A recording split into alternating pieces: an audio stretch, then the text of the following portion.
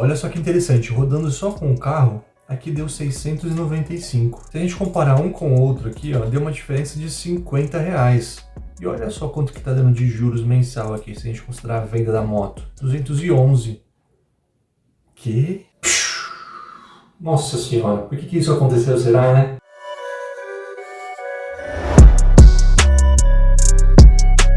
E aí galera, show de bola, Gabriel aqui e dessa vez vamos fazer um comparativo. Ter um carro mais uma moto ou vender a moto e você ficar só com o carro. Enfim, eu fiz essa simulação, coloquei aqui na ponta do lápis, vou mostrar aqui pra vocês e aí a gente vai ter uma análise sobre isso, o que vale mais a pena, beleza? Seguinte, estamos aqui no Excel, eu vou disponibilizar para vocês essa planilha aqui para baixar, para vocês conseguirem simular também, tranquilo? Eu vou explicar parte a parte aqui para conseguimos entender o raciocínio por trás do que eu fiz aqui, para a gente conseguir concluir. Para começar, vou falar aqui dos dois cenários. Eu tenho um cenário aqui com um cenário um pouco inferior, né, no quesito valor do bem imóvel, e aqui embaixo temos um cenário com valores de bens maiores. Inclusive, esse primeiro cenário, esse cenário inferior, ele vai representar um pouco aí da minha questão. Eu já tenho uma moto e aí eu pretendo comprar um carro e aí, como não gosto muito de pagar IPVA, vou buscar um veículo um pouquinho mais antigo, né, mais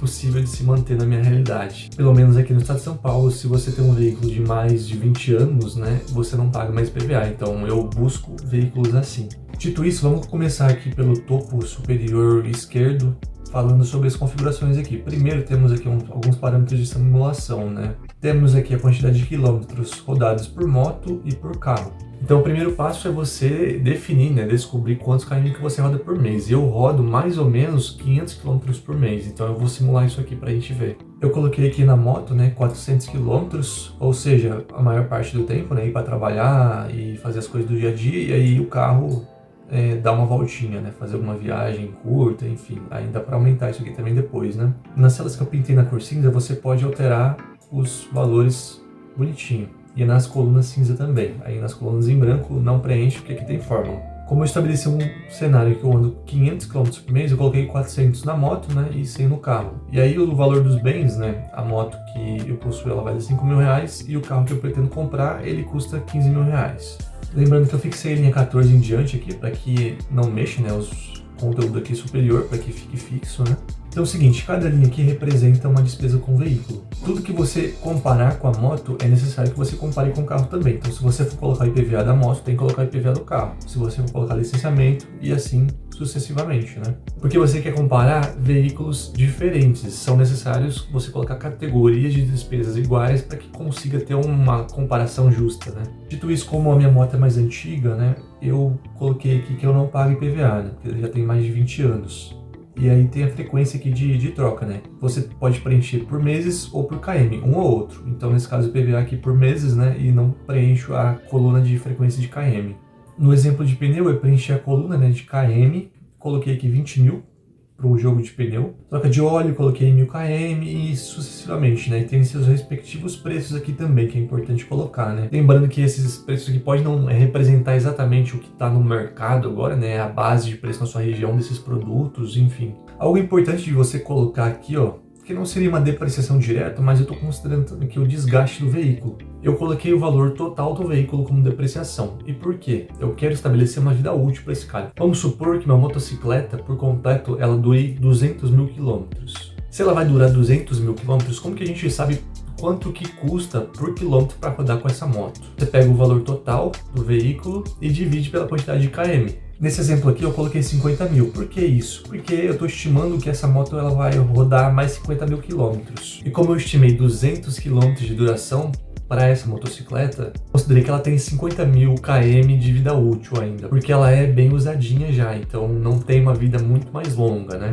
E aí fazendo a divisão, né, de 5 mil, que é o valor da moto pela quantidade de km que ela vai rodar ainda, resultou aqui em 10 centavos. E para que isso aqui? Imagina que você pode ter manutenções corretivas ao longo do tempo, então vai quebrar uma suspensão, vai quebrar uma direção, pode ser que a suspensão estoure e você precise trocar, pode ser que a caixa de direção fique dura, você precise trocar, pode ser que as rodas fiquem podres e aí você tem que comprar aros e mandar arrear tudo novamente, enfim. Esse dinheiro, basicamente, ele ficaria reservado para fazer essas manutenções corretivas. Então, mesmo que você não gaste isso por hora, né, você só vai gastar basicamente com combustível no ato, você vai reservando esse dinheiro para que quando acontecer essa manutenção, você tenha o dinheiro para custear isso. E mesmo que você não use esse valor, depois, posteriormente, você venda esse veículo, você pode usar esse valor para poder comprar um veículo melhor, enfim, aí fica a seu critério, né? Dito isso, temos aqui a coluna, né, de despesa mensal. Então essa moto aqui, nesse exemplo, como ela só tem o licenciamento, né, ela custa R$ 12,92 por mês. E as suas despesas, né, por km,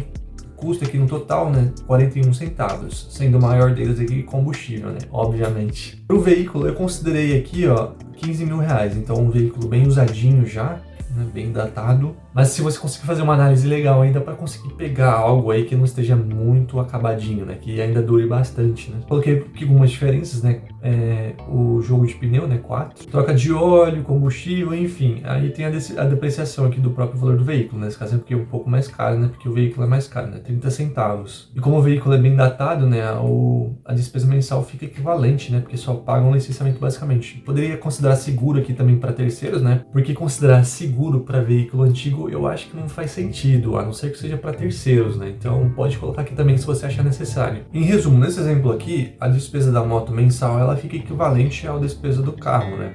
E o despesa de KM, obviamente, no carro é um pouco maior. Um pouco não, né? Tá dando quase 120% de diferença. Aqui no resultado, olha só que legal, aqui temos o resumo, né? E aqui olha só a grande diferença. A moto ficou com uma despesa por km maior, né? Porque obviamente ela andou bem mais, né, 400 km, conta sendo o carro. E aí o total, ó, 293, somando os dois, né, mantendo os dois na garagem. E esse percentual que ele representa quanto que a despesa, né, se for moto ou carro, nesse caso aqui a moto é o maior, quanto que representa sobre o carro, né, e ele está representando 154%. Lembrando que isso daqui pode inverter, né, 293 mantendo os dois. Agora vamos fazer uma simulação aqui. Eu vou copiar a despesa total mensal, né, desse cenário aqui, de carro mais moto, e vou considerar o seguinte, vou apagar o da moto e vou colocar só o carro. Calculei o percentual aqui, então basicamente representa 79% a mais, né, do que a moto. E aí eu te pergunto, será que isso vale a pena? Quase 80%? E aí eu vou te lembrar um detalhe, lembra que aqui estava 400 e aqui estava 100? Então, se a gente considerar aqui o total, que é 500, quanto que 400 representa de 500? Representa 80%, certo? Ou seja, nessa simulação eu consideraria somente 100 km, né? 20% do total. E eu te falo, sim, pode valer a pena. 80% mais caro é bastante, mas vamos pensar assim. Se eu considerar a exclusão da moto, né, 400 km, eu vou ter 80% a mais de conforto, porque eu vou andar somente de carro agora, então eu vou ter possivelmente ar-condicionado, um banco melhor, proteção contra chuva, mais seguro, enfim, todas as características do carro que a gente já conhece. Então olha só, ficou 70% mais caro, só que a gente vai ganhar 80% a mais de conforto. Então se a gente considerar o peso, custo-benefício, valeria a pena considerar só o carro. Só que aí tem que ter o dinheiro para manter, né? Obviamente. E também vai depender da quantidade de km que o carro vai durar. Então, eu estipulei aqui no total 300 mil, né? E aí eu considerei aqui um sexto. Vamos subir um pouquinho mais. Vamos supor que ele vai durar mais 100 mil quilômetros esse carro. Aí a situação já vai melhorar um pouco. Vamos simular o mesmo cenário. Vou apagar aqui e vou colocar só o carro. Olha só, deu 450. Agora, se a gente pegar o valor aqui e copiar, olha só, 54%. Então agora já melhorou. Olha só, eu tô pagando 54% a mais, só que eu tô tendo 80% a mais de conforto, que são os 400 km a mais rodado. Então nesse sentido valeu muito mais a pena. Então por isso que a condição do veículo que você compra, no veículo usado, é importantíssima, porque daí pode fazer com que ele dure mais, você gaste menos com peças e consequentemente saia mais barato. Uma outra comparação que também dá para fazer é a seguinte, ó. Vamos pensar aqui. Somente carro, menos a subtração, vamos ter aqui 172 de diferença. Então, se eu considerasse a venda dessa moto, né, investisse essa grana, vamos supor que eu tenho dinheiro para comprar o carro à vista, né, eu venderia a moto e investiria a grana, né, e aí isso aí me renderia uns juros. Aí eu coloquei uma simulação aqui de 1% ao mês, beleza? E aqui tá o período de anos, e aí o juros mensal seria de 52 e pouquinho, ó. Não bate, não chega a bater a diferença, né? Esse valor a mais que você vai gastar por estar usando o carro, né? Então, a longo prazo, esse investimento aqui ele tende a sumir, né? Essa despesa maior vai consumir esse investimento, né? Então vai sair elas por elas, né? Vai acabar consumindo o dinheiro do mesmo jeito. Algo bacana de se fazer talvez é, se você considerar vender a moto, considerar esse valor, né, guardado para investir, possivelmente num investimento de liquidez diária. E aí o que acontece? Se acontecer alguma manutenção corretiva no veículo, você tem um dinheiro para bancar.